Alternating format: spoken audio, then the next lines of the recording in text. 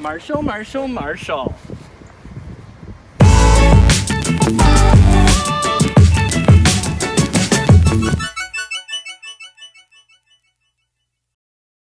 What's up guys, Eric Oakley here. I'm going to talk to you guys about my favorite throwing putter, the Classic Blend Marshall. This disc is incredible. I used to throw the Shield and the Warden in both premium plastics and VIP and Fusion, but now I've switched to just throwing this.